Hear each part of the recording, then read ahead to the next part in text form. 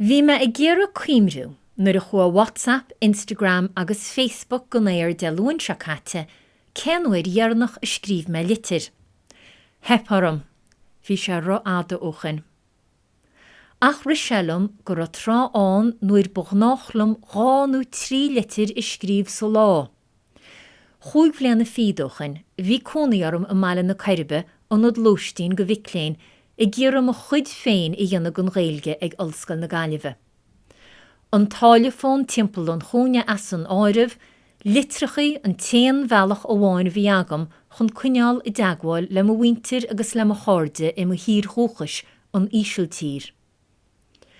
Choile Ranóna, hín síos ag mo iesc le mo fan tabair I dhéanana chur síos 8 an lé a lábh scríbneoireacht a thosaíoch amach go néta ach a deireach níos míchhlachtere de réir mar a líon me na lehannaí. Bhí orm a bheith cuaramach gan dul thar cheire leannach nó bheith stampa níos daoire de dhí. Bhí rud éigen iontach simreach faoin gomarsáid sin. Ní hagach fear a feist ach uair bháin sa lá. Mar a bhuithe freagra litir lá bháin, détá dearmad a dhéana I gceist go dtí an ládar gían. Ní ra a lehedáin agus tic I détach da gormaíochtair, ná go dibhann fón póca détá fucha suas gach ré númed. Ach bhí athrú mór an síl nuair I dilme Ollscoil na Gaillimhe an bhliain na dhéisin chun tuairt faoin ard diplóma a gomarsáid aimimech.